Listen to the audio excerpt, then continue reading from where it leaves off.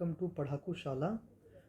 तो हम देखते हैं economic 12th standard commerce chapter number 2 that is utility analysis. तो यूटिलिटी एनालिसिस, यूटिलिटी का मतलब होता है गाइस यूज़ करना। किसी चीज़ का आप कंज्यूम जब करते हो तो उसे हम कहते हैं आपने उसकी यूटिलिटी की। ठीक है, तो यहाँ पर इस चैप्टर में हम क्या पढ़ने वाले हैं? इस चैप्टर में हम पढ़ने वाले हैं behaviour of the consumer related to maximisation of the satisfaction. यहाँ देखिए behaviour in relation to maximisation of the satisfaction, यानी हम कोई भी चीज़ कितना कंज्यूम करें कि उसके बाद सेटिस्फाइड हो जाए। यानी हम कितना आइसक्रीम खाएं कि उसके बाद उसको वो खाने का मन न हो, यानी उतना खाने के बाद हमारा मन भर जाए कि बस यही हमारा लिमिट है।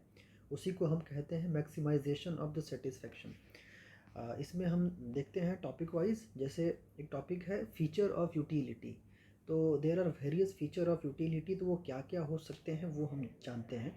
तो बहुत सिंपल तरीके से समझेंगे इन चीज़ों को, बड़े सिंपल एग्जांपल से समझेंगे इन चीज़ों को ताकि हमें याद रखने में भी आसानी हो जाए।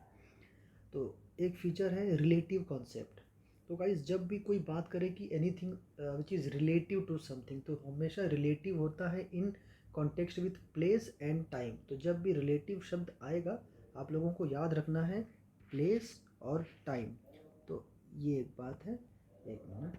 अब उसके बाद जैसे रिलेटिव यूटिलिटी का मतलब क्या होता है, जैसे हम एग्जांपल समझते हैं टाइम के हिसाब से जानेंगे। तो जैसे ठंडी विंटर सीजन है, अगर विंटर सीजन में हम क्या करते हैं कि हमें जो मोटे कपड़े होते हैं, जो गर्म कपड़े होते हैं, हम वो पहनते हैं।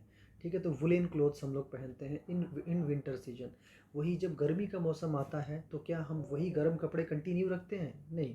तो गर्मी के हिसाब से हमारे कपड़ों का जो पहनावा है, जो बिहेवियर है वो चेंज हो जाता है, जो पैटर्न है वो चेंज हो जाता है। तो ये जो टाइम के अकॉर्डिंग हमारा यूटिलिटी चेंज हो रहा है, इसी को हम कहते हैं रिलेटिव यूटिलिटी। या फिर अगर हम प्लेस की बात करें तो प्लेस के हिसाब से जैसे ठंडे जगहों पे, यानी फॉर एग्जांपल जो आज के इस समय क्योंकि इंडिया में मान लीजिए गर्मी है, तो अगर किसी दूसरे देश में फॉर एग्जांपल कनाडा में या यूएसए में या रशिया में वहाँ ठंड होगी, तो हमारा जो यहाँ पे वियरिंग पैटर्न है, खाने का पैटर्न है, वो यहाँ के क्लाइमेट के हिसाब से रहेगा।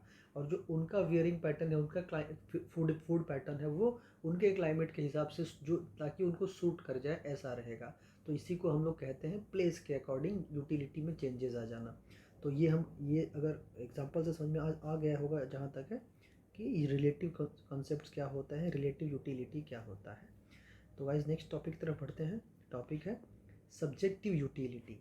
सब्जेक्टिव मतलब होता है हमेशा person to person, it varies. जैसे हम बात करते हैं ना कि ये जो कॉन्सेप्ट है ये सब्जेक्टिव कॉन्सेप्ट है, यानी पॉलिटिकल ओपिनियन कि एक आदमी किसी एक पार्टी को पसंद कर रहा है, दूसरा आदमी किसी दूसरे पार्टी को पसंद कर रहा है, क्योंकि दो अलग अलग आदमी एक ही जोन में रहने के बाद भी दोनों की लाइकिंग्स अलग हो सकती हैं। तो दूसरी एग्जांपल दे सकते हैं कि एक आदमी को कुछ और कलर का कपड़ा पहनना पसंद होगा, दूसरे को किसी और कलर का कपड़ा पहनना पसंद होगा, या फिर कुछ और खाना खाना पसंद होगा, किसी को कुछ और खाना खाना पसंद होगा। तो सबकी पसंद बिल्कुल अलग है, सबकी यूटिलिटी बिल्कुल अलग हो सकती है। तो दो इंसान दोनों की यूटिलिटी बिल्कुल अलग हो सकती है। तो इसको हम लोग कहते हैं कि सब्जेक्टिव यूटिलिटी, यानी ऐसा यूटिलिटी जो पर्सन टू पर्सन चेंज हो जाए, उसे हम लोग कहते हैं सब्जेक्टिव यूटिलिटी। तो इसमें अगर एक बेहतर एग्जांपल समझें तो जैसे एक स्टेथोस्कोप होता है जो डॉक्टर्स जनरली यूज़ करते हैं। स्टेथोस्कोप, ये स्टेथोस्कोप जो कान में, दोनों कान में लगा करके हार्ट बीट चेक करने के लिए जनरली डॉक्टर्स यूज़ करते हैं। क्या डॉक्टर के अलावा एक ऑर्डिनरी मैन के लिए भी स्टेथोस्कोप का वैल्यू सेम ही होता है? तो ऐसा नहीं होता है। तो स्टेथोस्कोप डॉक्टर के लिए उसका अलग मायने रखता है और नॉर्मल ह्यूमन बीइंग के लिए एक अलग मायने रखता है। तो यही कहते हैं कि पर्सन टू पर्सन एक ही चीज़ का मीनिंग चेंज हो जा रहा है। तो ये होता है सब्जेक्टिव कॉन्सेप्ट ऑफ यूटिलिटी। अगला कॉन्सेप्ट है guys ethically neutral concept of utility. Ethically neutral concept क्या होता है, यानी जैसे फॉर एग्जांपल आप समझिए कि हमारे पास एक नाइफ़ है, एक नाइफ़ चाकू है। तो हम लोग चाकू का इस्तेमाल करके सब्जी काट सकते हैं, फ्रूट्स काट सकते हैं, which is a good use of चाकू। लेकिन उसी जगह पे उस चाकू का इस्तेमाल करें हम लोग किसी को हार्म करने के लिए, तो चाकू तो एज अ टूल एक ही है, और उससे हम लोग गलत भी कर सकते हैं, सही भी कर सकते हैं। तो जैसे नाइफ़ वाले एग्जांपल में इसको ऐसे समझ सकते हैं कि उसी नाइफ़ से कोई एक आदमी फ्रूट्स और सब्जियां काट रहा है और दूसरा आदमी किसी को हार्म कर रहा है, and both are satisfied by the similar commodity. तो देयर फॉर दिस कमोडिटी का यूटिलिटी है वो न्यूट्रल, एथिकली न्यूट्रल है, ठीक है, क्योंकि वो हमारे ऊपर डिपेंड करता है कि हम उसे किस तरीके के काम में इस्तेमाल कर लें और उससे सेटिस्फाइड हो जाएं। तो अगला है यूटिलिटी डिफ़र फ्रॉम यूज़फुलनेस। तो गाइस जैसे समझिए, यूटिलिटी मतलब नॉर्मली यूज़ करना। अब वो जिसको भी आप यूज़ करते हो, भले आपके लिए ठीक हो, आपके लिए ठीक ना हो, लेकिन फिर भी आप उसको यूज़ करते हैं, वो यूटिलिटी। और दूसरा होता है कि वो आपके लिए अच्छा भी हो, यूज़फुल भी हो। तो यूज़फुल होना और यूटिलिटी होना दोनों अलग अलग बातें हैं। तो जैसे एग्जांपल से समझते हैं, जैसे हम अल्कोहल पीना। तो अल्कोहल लोग एक्चुअली पीते हैं, लोग एक्चुअली इसका कंजम्पशन करते हैं, लेकिन क्या alcohol is good for health, क्या alcohol is good for body? तो नहीं। तो इसका मतलब alcohol is not useful but still people use it, people utilize it, but it is not useful. तो यही है कि utility is differ from usefulness. तो यूटिलिटी तो हो रहा है अल्कोहल का, but alcohol is not useful for the body. तो ये है आपका example of utility differ from usefulness. अगला है यूटिलिटी डिफ़र फ्रॉम प्लेजर। तो जैसे हम लोग ऑफकोर्स किसी चीज़ों का आप इस्तेमाल करते होंगे, but though it might not give you satisfaction और it might not give you pleasure, but still we use it. तो फॉर एग्जांपल, जैसे when we get sick, when we fall sick, तो हम बीमार जब पड़ते हैं तो हम लोग यूज़ करते हैं इंजेक्शन को। तो इंजेक्शन यूज़ करना is the necessity of that time because we are sick. लेकिन क्या इंजेक्शन यूज़ करने से इंजेक्शन, जिसको हम इंजेक्शन देते हैं, क्या वो खुश होता है? क्या he get pleasure? Of course not. तो इट मीन्स कि we utilize injection to cure someone from the disease, लेकिन it do not giving a pleasure to the person whom on which the injection is being used। तो इसका मतलब ये है कि आप यूटिलाइज तो करते हैं, लेकिन उससे प्लेजर नहीं मिलता है। तो ऐसे एग्जांपल आपको समझ में आ गया होगा, वो है इंजेक्शन मान लीजिए, ठीक है। तो इंजेक्शन यानी जैसे जैसे ये देखिए, ये है इंजेक्शन का एग्जांपल। अगला है यूटिलिटी डिफ़र फ्रॉम सेटिस्फेक्शन, कि हम यूटिलाइज तो कर सकते हैं पर हो सकता है कि वो हमें सेटिस्फाइड ना कर पाए। तो फॉर एग्जांपल, एक थर्स्टी पर्सन है, अगर उसे हम एक ग्लास ऑफ वाटर दे देंगे तो वो सेटिस्फाई हो सकता है, बट लेकिन जैसे अगर हो सकता है कि जो कोई इंसान जो थर्स्टी ना हो, अगर आप उसे पानी दे तो हो सकता है वो एक दो सी पानी मार भी ले, but since he has already been satisfied पहले से ही, तो अब वो एक्स्ट्रा वाटर का यूसेज करके भी उसको कोई एक्स्ट्रा सेटिस्फेक्शन तो मिलने वाला है नहीं। तो इसका मतलब यूटिलिटी फिर भी इंसान, फॉर एग्जांपल अल्कोहल अगेन, कि अल्कोहल आप हद से ज़्यादा भी पी लेते हो, लेकिन आपका कोई सीमा नहीं होता उसके अंदर सेटिस्फाइड होने का। तो ये बताता है कि आप यूटिलिटी तो करते हैं, लेकिन वो आपको ज़रूरी नहीं है कि उसके बाद भी सेटिस्फेक्शन दे। तो ये होता है यूटिलिटी डिफ़र फ्रॉम सेटिस्फेक्शन। तो अगला है measurement of utility is hypothetical.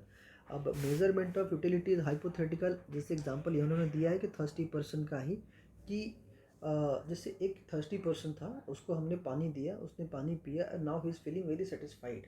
तो अब क्या इस बात के लिए we have any tool to measure कि कोई आदमी कितना सेटिस्फाइड हो गया या उसको कितना अच्छा लग रहा है, वो कितना खुश है? तो ये कुछ इमोशनल चीज़ें, कुछ भावनात्मक चीज़ें हैं जिनका आपके पास there is no measurement, we can not measure it. तो it means it is a hypothetical concept. तो यही वो कह रहा है कि दिस इज़ हाइपोथेटिकल बिकॉज हम लोग उसे मेजर नहीं कर सकते, हम कुछ भावनाओं को मेजर नहीं कर सकते, निगेटिव पॉजिटिव जीरो ऐसा कुछ नहीं बता सकते हैं, तो इसीलिए इट इज़ हाइपोथेटिकल कॉन्सेप्ट। अगला है यूटिलिटीज़ मल्टीपर्पज़। यूटिलिटीज़ मल्टीपर्पज़ को आप ऐसे समझ सकते हैं, जैसे एग्जांपल है इलेक्ट्रिसिटी का, कि जो जैसे हम लोग जो इलेक्ट्रिसिटी वाले होते हैं, हम उनको पे करते हैं हर मंथ का इलेक्ट्रिसिटी का चार्ज, लेकिन उस इलेक्ट्रिसिटी से हम एसी यूज़ करते हैं, कूलर यूज़ करते हैं, फ़ैन यूज़ करते हैं, लैपटॉप यूज़ करते हैं, लाइट यूज़ करते हैं, मोटर्स यूज़ करते हैं। There are various multiple things which we use from electricity, है ना। तो एक इलेक्ट्रिसिटी है, मतलब इलेक्ट्रिसिटी तो वही है जो इलेक्ट्रॉन्स के चार्जेस फ्लो हो रहे हैं वायर्स के थ्रू, लेकिन उसको हम लोग मल्टीपर्पज़ तरीके से इस्तेमाल कर रहे हैं ना। तो इसका मतलब utility is a multipurpose, correct. अगला है utility depends on intensity of want. अब ऑफ कोर्स जैसे हम लोगों को कितना भूख लगा है उस हिसाब से हम ज़्यादा इस्तेमाल करेंगे, अगर कम भूख लगा है तो हम कम इस्तेमाल करेंगे। तो कोई भी चीज़ हमारे नीड के हिसाब से, हम कितना इंटेंस नीड है उस हिसाब से हम उसका डिमांड करते हैं अपने, है ना। तो ऑफ कोर्स अगर हाई इंटेंसिटी होगा तो you need more, you demand more for those things. अगर कम इंटेंसिटी ऑफ वांट है या कम, मान लीजिए भूख का एग्जांपल रखते हैं, तो अगर कम भूख लगा है तो आप कम ही खाना खाने वाले हैं। तो ये यानी कि आपका इंटेंसिटी ऑफ वांट कम है उस समय, ठीक है। तो अगला है utility is basis of demand. तो अगेन अब डिमांड के हिसाब से हम लोग यूज़ करते हैं। फॉर एग्जांपल एक सिक पर्सन है, तो एक सिक पर्सन के लिए जो दवाई का वैल्यू है वो उस समय बढ़ जाता है। नॉर्मली हम थोड़ी दवाई खरीदने चले जाते हैं दुकानों पर, लेकिन जब हम बीमार होते हैं तब उस समय हमारे लिए उस दवाई की कीमत बिल्कुल अलग हो जाती है, तो हम खरीदते हैं। यानी डिमांड के हिसाब से हम यूटिलिटी में लेकर के आते हैं चीज़ों को। Correct guys? तो वेट फॉर दिस। अब नेक्स्ट टॉपिक है type of utility. Type of utility जैसे अभी हमने देखा फीचर्स ऑफ यूटिलिटी, जिसके अंदर relative utility, subjective utility, utility differ from pleasure, it is differ from satisfaction, it is utility differ from pleasure, usefulness. So there are various, it is hypothetical, it is multi-purpose. So there are the various features of utility. Now we are looking at the type of utility. तो type क्या है ध्यान देते हैं। पहला है form utility. Form का मतलब होता है एक, जैसे कहते हैं ना कि समटाइम्स वी से कि energy is conversion from one form into another form. It cannot be created, it cannot be destroyed, it only can converted from one form to another form. तो वैसे ही जैसे यूटिलिटी में क्या होता है, अगर for example we have a furniture या फिर वी हैव अ वुड, तो फॉरेस्ट से एक रॉ वुड है, उस रॉ वुड को हमने कन्वर्ट कर दिया इनटू द फर्नीचर। तो इट मीन्स पहले एक फॉर्म में था, वुड के फॉर्म में था, बाद में कन्वर्ट कर दिया हमने उसको फर्नीचर के फॉर्म में। तो अगर इस तरीके से फॉर्म में कन्वर्ट करने के बाद ही it becomes useful for us, तो it is a form utility. वैसे ही अगला है प्लेस यूटिलिटी। अब प्लेस यूटिलिटी के हिसाब से जैसे एक कोल्ड प्लेस है जहाँ पे कोल्डर रीजन है, तो वहाँ के हिसाब से हमें अब डिफरेंट चीज़ों की यूटिलिटी करनी पड़ेगी। जैसे गर्म कपड़े, वुलन क्लोथ्स, उसका यूटिलिटी करना पड़ेगा, जैकेट्स, है ना। और अगर बहुत गर्म प्लेस है तो बहुत गर्म प्लेस पे हम थिन कपड़े, मैक्सिमम थिन से थिन कपड़े पहनेंगे, कम से कम कपड़े पहनेंगे, है ना। तो प्लेस के अकॉर्डिंग हम अगर चेंजेस कर रहे हैं अपनी यूटिलिटी में तो उसको हम लोग कहेंगे प्लेस यूटिलिटी। तो अगला है सर्विस यूटिलिटी। अब सर्विस यूटिलिटी में जो भी मतलब ग्रुप ऑफ लोग जो हमें सर्विसेज देते हैं उसको हम लोग कहेंगे सर्विस यूटिलिटी। फॉर एग्जांपल जैसे सर्विस ऑफ डॉक्टर है, सर्विस ऑफ टीचर्स है, सर्विस ऑफ लॉयर्स है, सर्विस ऑफ इंजीनियर्स हैं, सर्विस ऑफ कोई भी हो सकता है, ठीक है। तो ये जो होते हैं जो हमें सर्विस देते हैं। फॉर एग्जांपल जब भी हम बीमार पड़ते हैं, हम जाते हैं डॉक्टर के पास, that time we seek the service of the doctor. तो doctor is giving service to us, that time it means we are utilizing the service of doctor. तो similarly service of lawyer, service of teacher, service of anyone. okay. अगला है knowledge utility. अब knowledge utility यानी जब आपके पास knowledge होगा तभी आप उसका यूज़ कर सकते हो। फॉर एग्जांपल जो हमारे पेरेंट्स होते हैं, हमारे पेरेंट्स, क्योंकि जो ओल्ड एज पेरेंट्स हैं वो जनरली फ़ोन को, मोबाइल को, लैपटॉप को, है ना, टैबलेट्स को, इसको कम इस्तेमाल कर पाते हैं क्योंकि उनके पास इस चीज़ को यूज़ करने का नॉलेज नहीं है। तो अगर नॉलेज नहीं है तो यूज़ नहीं कर पा रहे हैं, तो अगर नॉलेज जिसके पास है वो बेहतर यूज़ कर पा रहा है, तो नॉलेज के हिसाब से आपकी यूटिलिटी चेंज हो जाती है ना, तो उसे कहते हैं नॉलेज यूटिलिटी। ओके। अगला है पोजीशन यूटिलिटी। पोजीशन यूटिलिटी क्या होता है गाइस, कि जैसे हम लोग दुकान पर जाते हैं, दुकान पर हम फॉर एग्जांपल एक पार्ले जी बिस्किट खरीद रहे हैं, तो पार्ले जी बिस्किट खरीदने के लिए हमने 5 रुपीज़ पे किया टू द जो दुकानदार हैं, और उन्होंने हमको एक पार्ले जी बिस्किट दे दिया। तो यानी हमने क्या किया, 5 रुपये दे करके पार्ले जी बिस्किट का पोजीशन अपने नाम कर लिया। यानी यहाँ पे पोजीशंस चेंजिंग, एक्सचेंज हो रहा है ना पोजीशन का। पहले पार्ले जी बिस्किट दुकानदार के घर में रखा होता था, अब पार्ले जी बिस्किट दुकानदार के घर से हमारे घर में आ गया, तो यानी उसका मालिकाना हक हमने पा लिया, तो उसे हम लोग कहेंगे पोजीशन यूटिलिटी। यानी अब हम उसको यूज़ कर सकते हैं क्योंकि हम मालिक हो चुके हैं उस चीज़ का। अगला है टाइम यूटिलिटी। टाइम यूटिलिटी यानी टाइम के हिसाब से जब हम अपने यूटिलिटीज़ में बदलाव लेकर के आते हैं। वैसे फॉर एग्जांपल एग्ज़ाम के पहले हम लोग बहुत चिल मारते हैं, हम लोग बहुत ईज़ी रहते हैं, मतलब कि चलो बाद में पढ़ाई कर लेंगे। लेकिन जैसे ही एग्ज़ाम आता है हमको डर लगना शुरू होता है कि फ़ेल ना हो जाए, इसलिए पढ़ाई करना है। तो हम हमारे जितने बुक्स होते हैं हम सबको अरेंज करने शुरू कर देते हैं कि पहले ये पढ़ना है, फिर ये पढ़ना है, फिर ये पढ़ना है ना। तो यानी कि एग्ज़ाम के नियर बाय हम लोगों को बुक्स का डिमांड बढ़ जाता है, हमारे सिलेबस का बुक्स का डिमांड्स बढ़ जाता है, क्योंकि हम लोग एग्ज़ाम के दौरान पढ़ना है हमें। तो वैसे ही आप टाइम के अकॉर्डिंग आप जिस चीज़ का इस्तेमाल करने लग जाते हो ना जब टाइम आता है वैसे, तो उसे हम लोग कहेंगे टाइम यूटिलिटी गाइस। ठीक है, तो ओके, तो we have done with features of utility and we have done with types of utility. So wait, so the next topic is now concept of utility.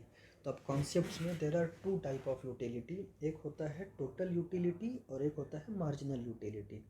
तो इसको बहुत आसानी से समझते हैं हम लोग।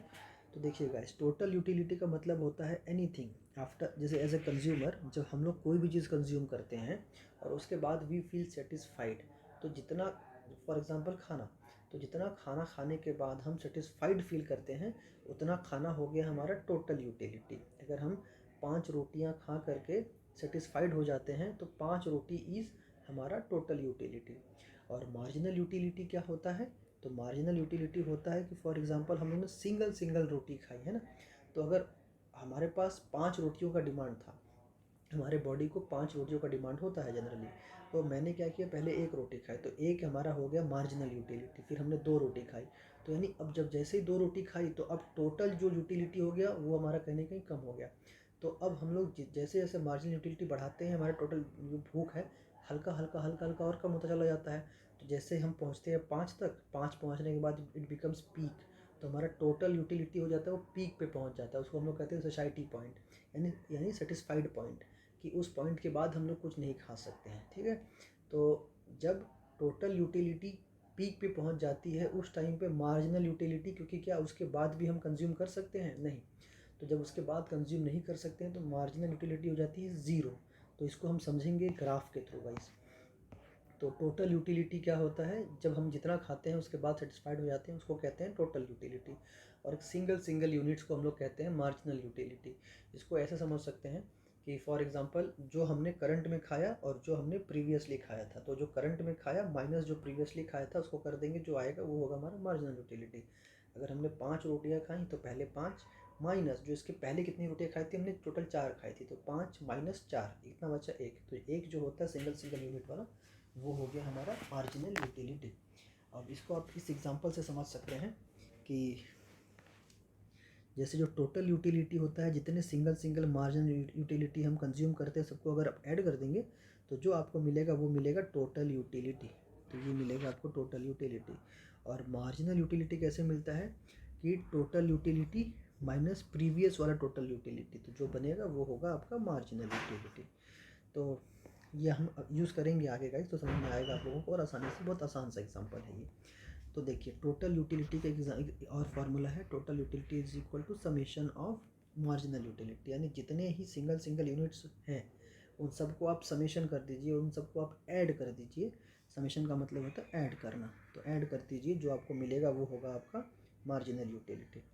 फिर टोटल यूटिलिटी, यानी इसी को हमने आगे थोड़ा सा ओपन कर दिया है, तो सिंगल 1 2 n जितने जितने भी आपने यूजेस किए हैं सिंगल सिंगल यूनिट सबको आप कंबाइन कर देंगे तो मिलेगा आपको ये। अच्छा गाइस, तो हम अब देखते हैं relationship between the total utility and marginal utility. तो देखिए ये जो आपको एक वैल्यू दिया हुआ है ना, ये एक यूटिलिटी शेड्यूल्ड है। अब इसी को इसने प्लॉट करके ये ग्राफ प्लॉट किया है। तो यूनिट ऑफ एक्स, देखिए X axis, Y axis, X axis के ऊपर हमारा यूनिट ऑफ कमोडिटी है और वाई एक्सिस के ऊपर हमारा टोटल एंड मार्जिनल यूटिलिटी है। Correct guys? अब देखिए हमने अगर ये जो वैल्यूज़ प्लॉट किए, फॉर एग्जांपल यूनिट नंबर 1 के लिए, यूनिट नंबर 1 के लिए हमने क्या प्लॉट किया है, 10 एंड 10। तो देखिए 10 यहाँ पे कहीं ना कहीं 10 होगा, तो ये 10 का वैल्यू प्लॉट कर दिया। यूनिट नंबर 2 पे हमने क्या प्लॉट किया, 18 और 8। तो 18 2 नंबर पे एक है 18, देखिए ये 18 वैल्यू है, और अगला है 8 देखिए ये एग्जैक्टली 8 वैल्यू यहाँ पे है। तो ऐसे करके हमने जितने वैल्यूज़ थे सबको प्लॉट किए, तो अगर उन प्लॉटेड वैल्यूज़ को अगर हमने कंबाइन किया तो हमें कुछ इस तरीके का शेप ये मिल जाएगा, ये वाला एक शेप मिल जाएगा। Correct guys? और ये वाला एक शेप मिल जाएगा। ये वाला एक शेप मिल जाएगा। ओके, अब देखो ये ग्राफ क्या बता रहा है, इस ग्राफ से हमें सब कुछ क्लियर हो जाएगा। बहुत आसान सा ग्राफ है ये। अब देखिए टोटल यूटिलिटी और मार्जिनल यूटिलिटी क्या होता है। Total utility and marginal utility are very of the very first unit of X consumed are same. अब देखिए जब भी टोटल यूटिलिटी करेंगे और मार्जिनल यूटिलिटी करेंगे, देखिए ये जो फर्स्ट यूनिट दिख रहा है आपको, फर्स्ट यूनिट, ये फर्स्ट यूनिट देखिए दोनों के लिए कॉमन है। कैसे? तो एग्जांपल समझिए, जैसे हम लोग अगर स्टार्ट करते हैं कुछ भी, जैसे मान लो खाना, तो हमने जब खाना खाना था तो हमने पहले एक चपाती कंज्यूम किया, तो अभी तक हमारे पास टोटल कंजम्पशन एक ही है ना, तो वही हो गया हमारा टोटल यूटिलिटी। और उसी दौरान अगर हमने उसी दौरान हमने क्या किया था कि एक सिंगल यूनिट खाया हुआ है, तो सिंगल यूनिट को अगर हम प्रीवियस से कंपेयर करें तो प्रीवियस में तो हमने कुछ भी नहीं खाया हुआ है, तो 1 माइनस 0 यानी इक्वल टू 1, तो हमारा marginal utility is equal to 1 और total utility is equal to 1, यानी starting point is always same, है ना। फॉर मार्जिनल यूटिलिटी, तो ये आपको याद रखना है इसकी मार्जिनल यूटिलिटी और total utility for the starting point is always same. अब उसके बाद ये कहते हैं कि as the consumer consumes further unit of x, the total utility increases at the diminishing rate। total utility जो होता है वो increase होता है and marginal utility होता है वो goes diminishing यानी कम होता है। तो आप यहाँ से देख लीजिए, जैसे जैसे हम आगे बढ़ते हैं टोटल यूटिलिटी तो पहले एक ही खाई थी, अब 2 रोटी हो गई, 2 रोटी ज़्यादा होता है। अब जैसे जैसे 2 रोटी हो रही है, अब मार्जिनल यूटिलिटी क्या होता है कि क्योंकि हमारे पास इसके पहले 5 रोटियों का डिमांड था, तो अब एक खा चुके तो अब 4 ही खाएंगे, यानी कम ही खाने वाले हैं। तो जैसे जैसे मार्जिनल यूटिलिटी बढ़ता है, एक एक ऐड होता चला जाएगा, वैसे वैसे मार्जिनल यूटिलिटी का टोटलिटी जो है ना वो कम हो जाता है। यानी इसको आप ऐसे याद रखिए, जब आपका टोटल यूटिलिटी बढ़ेगा तो मार्जिनल यूटिलिटी कम हो जाता है। तो ये सिंपल सा एक बात है जिसको आपको याद रख लेना है, ग्राफ से मालूम पड़ जाएगा आपको, है ना। तीसरा है at a particular stage total utility reaches to maximum. देखिए यहाँ पे टोटल यूटिलिटी इस पॉइंट तक पहुँच गया, this is the maximum point, यानी ये वो पॉइंट है जब वो खा करके सेटिस्फाइड हो चुका है। इसको हम लोग कहते हैं कि satiety point, this is a satiety point यानी satisfied point where total utility is equal to highest. और जब वो हाईएस्ट पहुंच गया, उसका पेट भर गया, तो क्या वो कुछ नेक्स्ट कंजम्पशन करने वाला है? नहीं करेगा ना। तो जब वो नेक्स्ट कंजम्पशन नहीं करेगा तो उस टाइम पे मार्जिनल यूटिलिटी अब उसके आगे कुछ नहीं बन जाने वाला है, यानी मार्जिनल यूटिलिटी उस पॉइंट पे 0 तक हो जाएगा, उसके आगे हम कुछ भी नहीं खा सकते, यानी वो 0 हो जाएगा। तो ये रहा कि जब टोटल यूटिलिटी मैक्सिमम पे पहुंच जाता है तो मार्जिनल यूटिलिटी 0 हो जाता है, तो सिंपल है। फिर अगला है after this point any additional unit consume further result in the decline in the total utility. तो अब अगर आपका पेट भर चुका है फिर भी अगर ज़बरदस्ती खाएंगे तो क्या होगा, हो सकता है आपको उल्टी हो जाए, यानी जब उल्टी होगा इसका मतलब कि आपका कंजम्पशन और कम हो गया और नेगेटिव चला गया। तो देखिए यहाँ से फिर डिक्लाइन हो जाता है ना। तो इसका मतलब पीक पॉइंट के बाद भी अगर आप कंजम्पशन कंटिन्यू रखते हैं तो ये it cause some ill effect to your body, तो ये हो सकता है। और वैसे ही जो मार्जिनल यूटिलिटी ये निगेटिव चला जाएगा, ठीक है। तो वो दो अगर उल्टी करेंगे तो ये भी निगेटिव, ये भी निगेटिव, ओके। तो ये दोनों कॉमन हो जाएगा उसके बाद। और अगला है कि consumption beyond the point of society. अगर सोसाइटी के बियॉन्ड अगर आप खाते हैं तो it transform satisfaction into dissatisfaction. उसके बाद हमारा पेट दर्द हो जाना शुरू हो जाता है, बॉडी पेन होना शुरू हो जाता है, मन खराब लगना शुरू हो जाता है, तो यानी it starts giving you ill effect, correct. तो after the satisfaction point we can not consume anything. तो ये हो गया, ये रहा आपका total utility and marginal utility. अब देखिए total utility and marginal utility का ये जो ग्राफ है ये आप लोगों को होमवर्क है, ये आसान सा ग्राफ है, मैंने भर के दे दिया है, फिर भी आपको एक बार इसको देख लेना और भर देना है। बस ये वाला ग्राफ बस देख लीजिए, ऐसे कुछ बन जाएगा तो आपको दिख जाएगा जो ग्राफ है, ये है टोटल यूटिलिटी का ग्राफ। और इसी को अगर हम लोग यहाँ से लेके आ जाएंगे नीचे तो ये हो जाएगा मार्जिनल यूटिलिटी ग्राफ, जो कि आपको उस वाला पार्ट यहाँ दिखाना है। तो ये हो गया आपका काम। इसके बाद एजम्पशंस क्या होते हैं, मतलब ये टोटल यूटिलिटी या मार्जिनल यूटिलिटी का कॉन्सेप्ट देने के पहले जो ऑथर हैं उन्होंने कुछ चीज़ों को एज्यूम किया है, उस एजम्पशंस के बेसिस पे ही हमने ये कॉन्सेप्ट को दिया है। तो अगर ये एजम्पशंस आगे जा कर के फेल होंगे तो it means this concept of total utility and marginal utility is also has to failed, है ना। तो देखते हैं कि वो एजम्पशंस क्या हैं।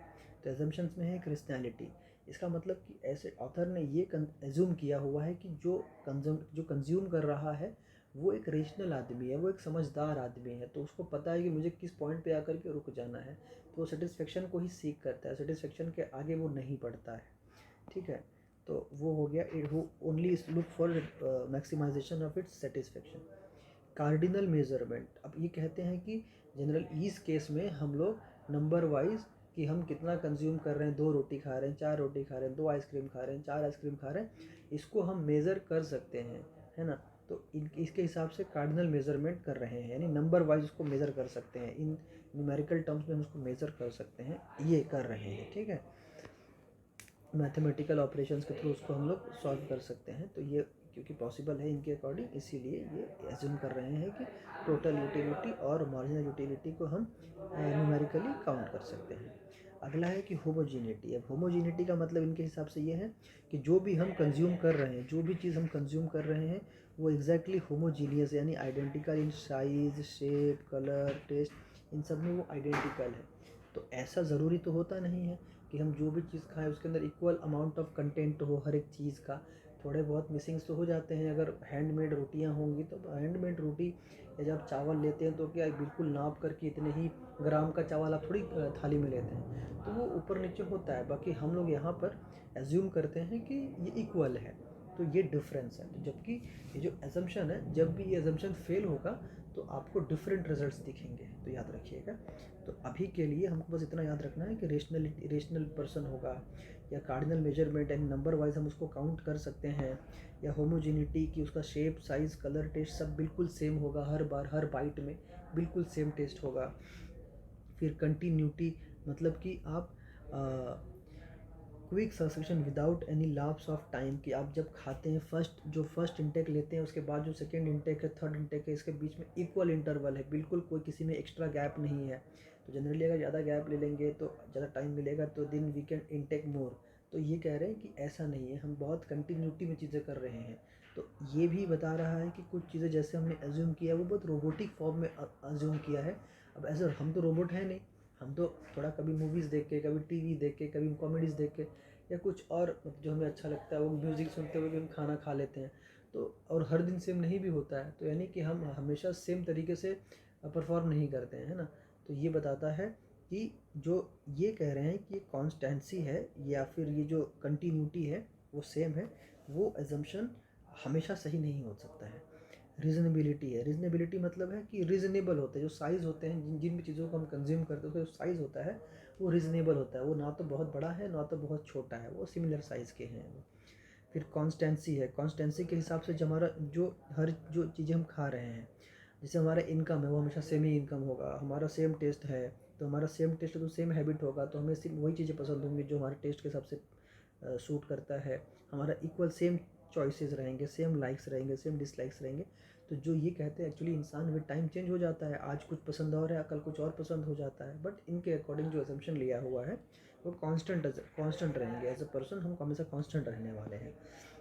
फिर डिविजिबिलिटी, यानी जब हम जो फॉर एग्जांपल एक बिस्किट खा रहे हैं तो बिस्किट को हम लोग, अगर एक पैकेट में 10 बिस्किट है तो हम सिंगल को भी काउंट कर सकते हैं, यानी डिवाइड करके उसको 2 ही इंटेक करना है 10 में से, तो हम 2 को भी काउंट कर सकते हैं ना, तो यानी उसको डिवाइड कर सकते हैं, उसको मिनिमम नंबर में डिवाइड कर सकते हैं, वैसे कहना चाहते हैं।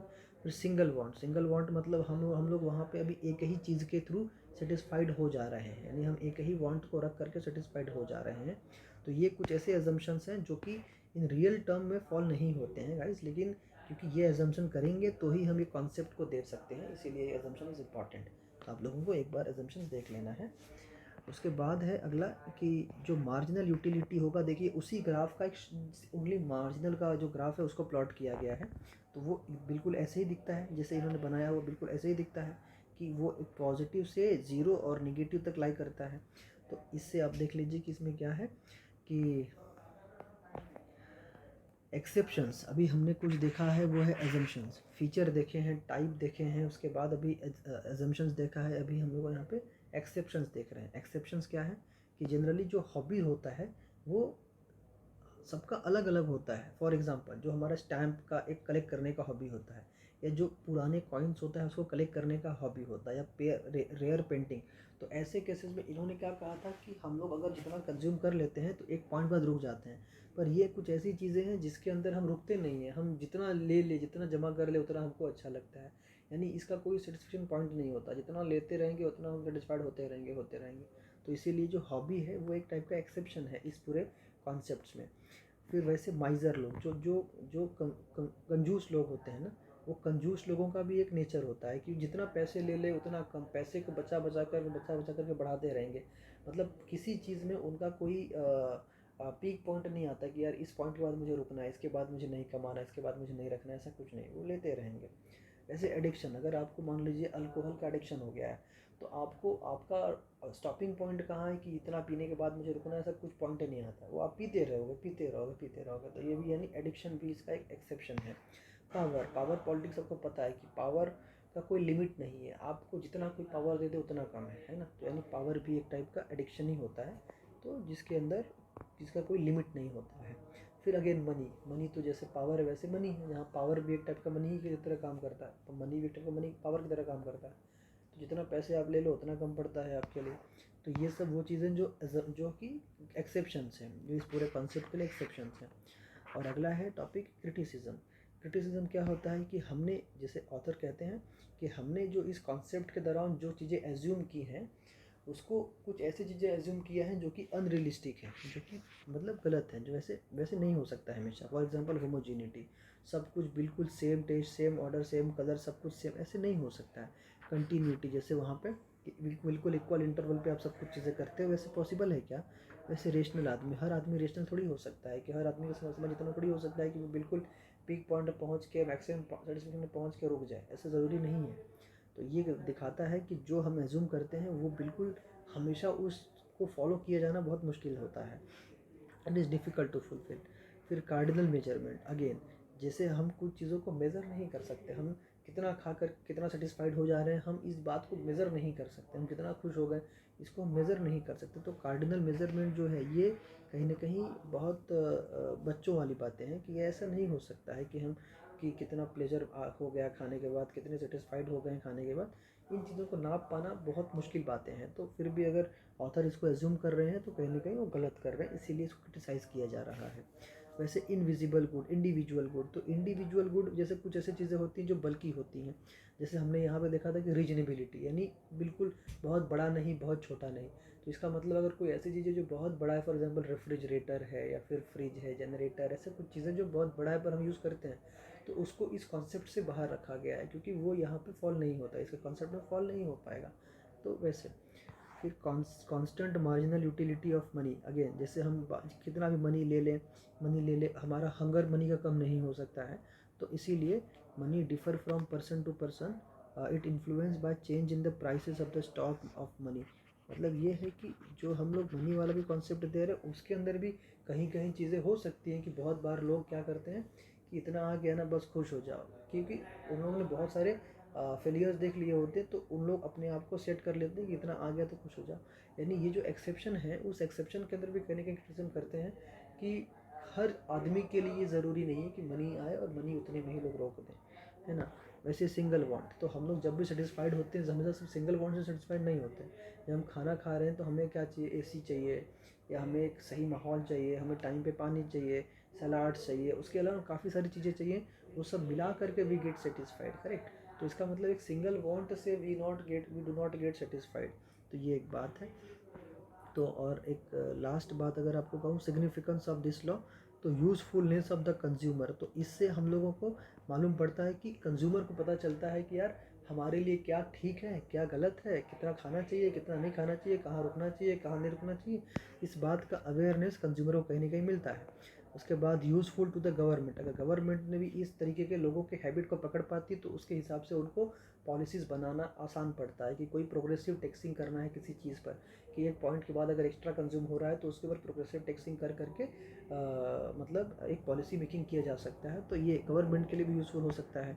फिर paradox of the value, paradox of the value मतलब कि जैसे हम लोग जो कंज्यूम करते हैं, तो जैसे गोल्ड और डायमंड, अब गोल्ड और डायमंड का तो आप क्या करते हो, कभी कंज्यूम ही नहीं करते, उसको आप जितना चाहो उतना जमा करके घर पे रखना चाहते हो, उसको यूज़ नहीं करना चाहते, करेक्ट।